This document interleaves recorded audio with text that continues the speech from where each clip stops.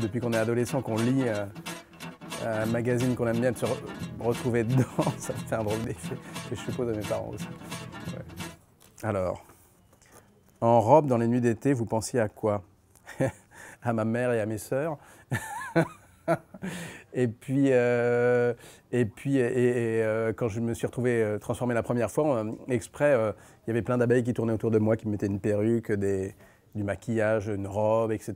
Et il n'y avait pas de miroir exprès pour d'attendre que ce soit bien fini, que tout le monde soit content, les autres soient contents de leur travail sur ma pauvre tête et mon pauvre corps avant que je voie moi le résultat. Et quand j'ai vu le résultat, j'ai eu un fou rire inextinguible en fait. Je ne pouvais plus parler, mais d'émotion.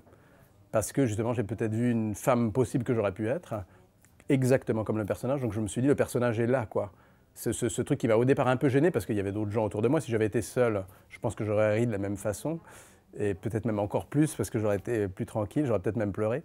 Mais ça m'a beaucoup intéressé immédiatement, parce que je me suis dit, voilà, c'est peut-être le trouble que le personnage cherche.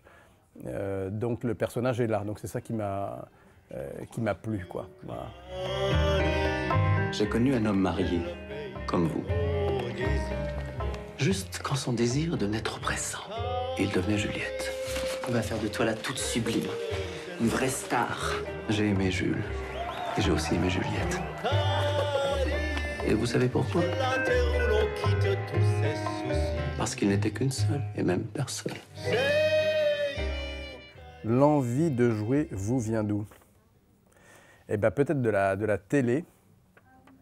Parce que quand j'étais petit, que j'avais 10 ans, c'est un souvenir comme ça. Est-ce qu'il est juste ou pas? Est-ce que c'est une déformation d'enfant? Je ne sais pas, mais il y a quelque chose de juste là-dedans. C'est que quand je regardais les grandes émissions de télé, j'ai 48 ans, donc à l'époque c'était Les Dossiers de l'écran, Monsieur Cinéma, Pierre Tchernia, que j'adorais, le Ciné-Club. On voyait des très grands films à la télé, grâce à la télévision. Et il y avait en plus doublé souvent d'émissions très intéressantes qui permettaient de développer après le sujet. Donc quand je regardais mes parents regardant la télé et me permettant d'avoir accès à ces films-là des petits, j'étais très ému de les voir rire devant la petite boîte, ressentir des émotions. Et je me disais, si un jour je pouvais moi aussi être dans la petite boîte et leur raconter des histoires, ça ne me déplairait pas, quoi. Donc je pense que c'est de là que ça vient, de ces souvenirs partagés de grands films avec mes parents, devant la petite boîte. Télérama. Qui est Monsieur Le Pic? Monsieur Le Pic, c'est le nom ça vient de Jules Renard, en fait, de Poil de carotte, si je ne me trompe pas, je crois, oui. Et Monsieur Le Pic, c'est évidemment le personnage de la série Fais pas ci, fais pas ça, catholique de droite traditionnelle. Je ne sais pas si tout ça va ensemble, en fait. Hein. Apparemment. Je rajoute apparemment parce que c'est d'abord un être humain, il est fou amoureux de sa femme et de ses enfants, et il essaye de leur inculquer des valeurs qu'il a lui-même reçues de ses parents, il essaye de transmettre, mais à l'épreuve de la réalité, il va devoir mettre un peu d'eau dans son vin, et donc surtout que sa femme et leurs enfants soient heureux, plutôt que de répondre forcément à des principes rigides. Donc il va devoir s'adapter, quoi. Voilà, c'est pour ça que j'aime bien cet humaniste. Je t'observe et je trouve que tu te laisses mener par le bout du nez par Tiffaine. Qu'est-ce que tu racontes? Regarde, c'est toujours toi qui dois t'occuper de Kim. Hein, les petits pots, les couches, pendant lesquelles elle va se promener, Dieu sait où d'ailleurs. Et pour le reste, c'est elle qui décide de tout. Tu te laisses trop faire. N'importe quoi. Être star de la télé, c'est énorme. Bah oui, c'est énorme parce qu'on rentre chez les gens, on fait partie de la famille. C'est une chance extraordinaire pour un comédien. Moi, je viens du théâtre, donc j'ai joué 1, 2 ou 3 pièces par an depuis l'âge de 20 ans, à l'entrée au conservatoire. Mais le théâtre, on peut faire, ce qui était mon cas, une très très belle carrière au théâtre, jouer des très grands personnages sans jamais avoir accès à cette popularité-là, cette forme de popularité-là, donnée par la télévision, télévision de qualité, je rajoute, parce que c'est important aussi d'avoir la chance de tomber sur une écriture pareille et d'avoir à jouer ces personnages-là. Donc c'est énorme parce que ça donne quelque chose qu'on a quand même tous un petit peu envie, les auteurs, les acteurs, plutôt si on est honnête, c'est d'être un petit peu populaire, d'être un petit peu reconnu pour notre travail. Et cette forme de popularité-là, donnée grâce à de la télé de qualité, me permet à moi, acteur, d'avoir une ouverture sur le cinéma, ce qui n'était pas forcément une évidence il y a un certain moment, et qu'on me propose aussi des très beaux rôles au cinéma, très différent, comme dans Les Nuits d'été par exemple, de celui de Monsieur Lepic. Quoique Monsieur Lepic fait peut-être ça la nuit, on ne sait pas.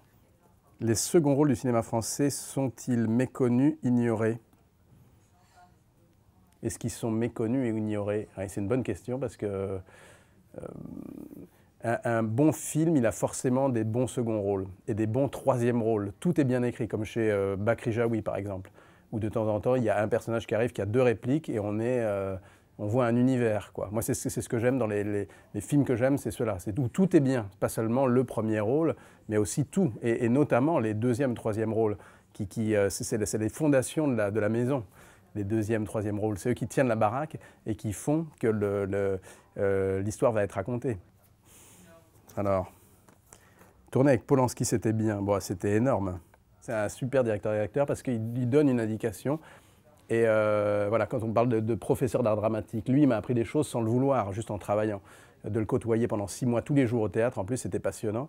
Quand il me donnait une indication, moi, j'essayais de la faire le mieux possible. Et puis après, il me dit en anglais « Don't make sure we get it ». C'est-à-dire, ne me montre pas que tu as bien compris ce que je t'ai demandé, ne me montre pas que tu as bien compris qu'il fallait mettre telle intention dans ta phrase.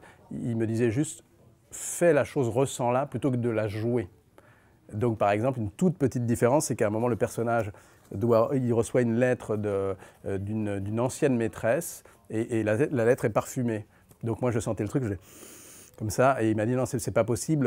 Il m'a appris, il m'a dit un parfum de femme qui te rappelle quelque chose d'important pour toi, etc. Je lui ai donné le nom du parfum, il a parfumé la truc, et après il m'a fait sentir pendant la représentation. Et évidemment, on ne sent pas du tout de la même manière, on sent vraiment, quoi. Et il y a quelque chose qui se passe. Il m'a dit voilà, c'est tout. C'est toute la différence entre jouer ou être, quoi. C'est l'école de Polanski du détail et de la direction d'acteur. C'est des choses comme ça, comme des petites pierres précieuses qui restent en soi pour la suite, quoi. Quand on a affaire à des metteurs en scène moins inspirés, je me sers de trucs comme ça. Je vous leur dirai pas. BCBG, c'est vous. Oh, c'est super pratique parce que j'ai une tête de BCBG. C'est super pratique. Parce que 2 Tonquédec, déjà c'est énorme. On se dit, même, on ne le connaît même pas que déjà il a une particule. Il est de la noblesse française bretonne déchue, entre parenthèses. Mais ça, on ne le dit pas, ça. Il y a tout un imaginaire qui s'éveille rien qu'au nom, quoi. C'est ça que j'aime bien. Et surtout, c'est le bon vrai nom et que je ne vois pas pourquoi j'en aurais changé, puisque je suis né avec et que je ne suis que moi-même. C'est peut-être le plus dur à réussir. Et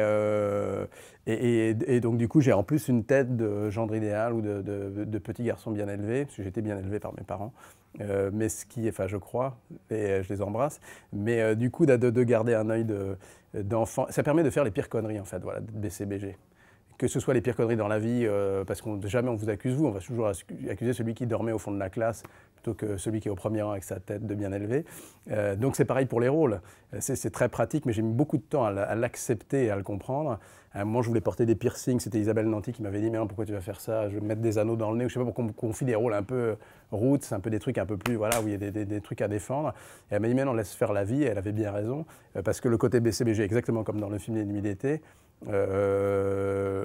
méfiez-vous de l'eau qui dort. Donc pour un acteur, c'est une pâte à modeler extraordinaire d'être un monsieur passe-partout, parce qu'on peut plaquer les metteurs en scène ou le public peut s'identifier au personnage et après se faire avoir.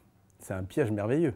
Donc c'est un piège à histoire. Donc finalement, je suis très content de ma tête BCBG. Ça va? Je parle beaucoup, hein.